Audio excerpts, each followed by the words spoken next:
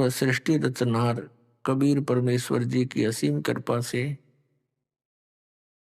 आप पुण्यात्माओं को सत्संग सुनने का सुअवसर प्राप्त हुआ। हमारे जनक, हमारे परमपिता, हमारे हमदर्द, वो सुख के सागर सत्य पुरुष परम अक्षर ब्रह्म पूर्ण परमात्मा अपने निज स्थान से सतलोक से गति करके वहां से प्रस्थान करके चलकर आए। वो शुभ दिन है इस कलयुग का, ज्येष्ठ सुदी पूर्णमासी संवत 1455 सन 1398 ज्येष्ठ सुदी पूर्णमासी को परमात्मा सतलोक से चलकर आए थे। एक शिशु रूप धारण किया। काशी के अंदर, बनारस के अंदर एक लहर तारा नामक तालाब के ऊपर परमात्मा शिशु रूप धारण करके विराजमान हुए। वहां से नीरू नीमा नाम के एक जुलाहा दंपति जो निसंतान थे परमात्मा को घर ले आए। और जुलाहे के घर परवरिश की लीला होने के कारण बड़े होकर वो परमात्मा जुलाहे का कार्य करने लगे।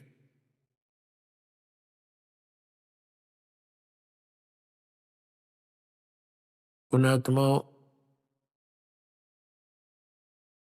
हम काल के जाल में फंसे हुए हैं और वो परमात्मा आकर ही हमें यहाँ सतर्क करते हैं कि मनुष्य जीवन तुम्हें प्राप्त हुआ और मनुष्य जीवन को प्राप्त करके आप जी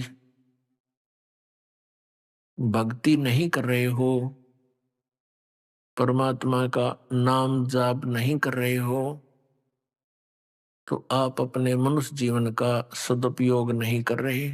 उस परमात्मा के अतिरिक्त जो भी हमें अध्यात्म ज्ञान दिया जाता है वो काल तक सीमित होता है। उस काल तक सीमा में जन्म और मृत्यु सदा बनी रहती है।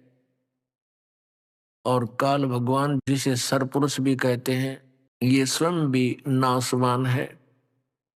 ये 21 ब्रह्मांड का स्वामी है। पुण्यात्माओं, सौभाग्य आपका कि आपका मनुष्य जीवन ऐसे शुभ समय में है कि परमात्मा ने उस तत्व ज्ञान का एक खुलासा कर दिया। पहले इसको छुपा के रखने का आदेश था। जिन भी महापुरुषों को प्रभु मिले, परमेश्वर मिले, उनको अपनी समर्थता से, अपने सतलोक निज स्थान से और इस तत्व ज्ञान से परिचित कराया था। और उनको साथ में ये भी कह दिया था कि अभी इस ज्ञान को सार्वजनिक ना करना। इसलिए उन महापुरुषों ने पद्य भाग का ही सहारा लिया। पद्य भाग में ही सब ज्ञान को बोला। पद्य भाग के अंदर शब्द, साखी, दोहा, चौपाई आदि आते हैं। कबीर साहिब के पंथ के अंदर भी बहुत से काल के ही व्यक्ति घुस गए और उन्होंने चेष्टा की इस तत्व ज्ञान को समझने की, लेकिन वो समझ नहीं सके।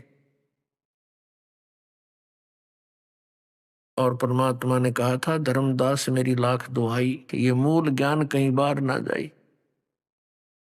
मूल ज्ञान बाहर जो पढ़ी बिचली पीढ़ी हंस नीतर ही, ये बिचली पीढ़ी अब शुरू है। यदि ये ज्ञान इन काल के दूतों के काल से प्रेरित संदेश वाहक जो संत हैं, इनको ये पता लग जाता तो ये भी यही ज्ञान देते होते। लेकिन ये अधिकारी नहीं थे, इनका कोई सिर पैर नहीं था। तो जिस कारण से ये ज्ञान भी यदि किसी के पास है और ये साधना भी जो दास बता रहा है किसी के पास उपलब्ध है, इस दास से प्राप्त करके कोई डुप्लीकेट स्वयं गुरु बनकर दान कर भी रहा है तो उसको उससे कोई लाभ होना नहीं। तो यही स्थिति हो जानी थी। इसलिए परमात्मा ने इस तत्व ज्ञान को आज तक अब तक यानी जब से दास ने ये प्रारंभ किया बताना, उससे पहले छुपा कर रखने का ही आदेश दिया था। तो पुण्यात्माओं, सुबह प्रसंग चल रहा था कि परमेश्वर ने आके हमें यथार्थ ज्ञान दिया।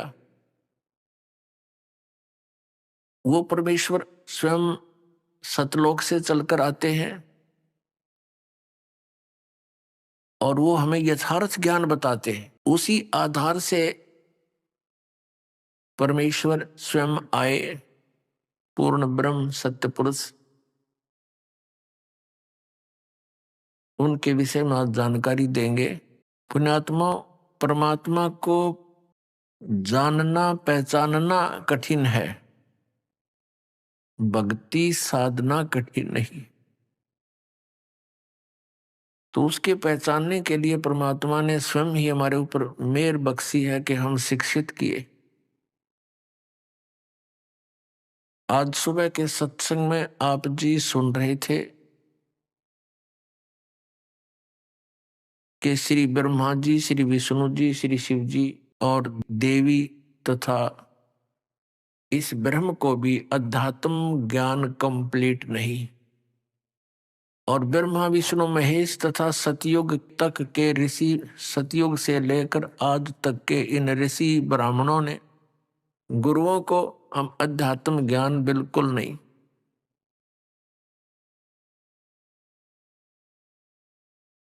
और परमेश्वर 600 वर्ष पहले जब कलयुग में आए, लगभग 600 वर्ष पहले यानी 1398 में, और 5 वर्ष की आयु में ही वे अपना यथार्थ ज्ञान बोलना शुरू कर दिया था उन्होंने, और बड़े बड़े विद्वानों के छक्के छुड़ा दिए थे। तो उस समय इन्हीं नकली गुरुओं ने, हमारे हिंदू धर्म के गुरुओं ने, मुसलमान धर्म के मुल्ला और काजियों ने परमात्मा के इस यथार्थ ज्ञान को जनता तक नहीं आने दिया। ये बीच में ही टांग अड़ाए रखा और कहते रहे कि कबीर अशिक्षित है, जुल्हाई के घर में इसका जन्म है, ये क्या जाने सदग्रंथों के अंदर गूढ़ रहस्यों को, ये झूठ बोलता है। पुण्यात्मा, परमात्मा 600 वर्ष पहले क्या कहा करते, वो बताया करते थे कि ये तीनों देवता, रजगुण ब्रह्मा, सतगुण विष्णु, तमगुण शिव जी, ये नासवान है, इनकी जन्म मृत्यु होती है। और श्री देवी जी दुर्गा इनकी माता है और काल रूपी ब्रह्म ज्योति निरंजन इनका पिता है।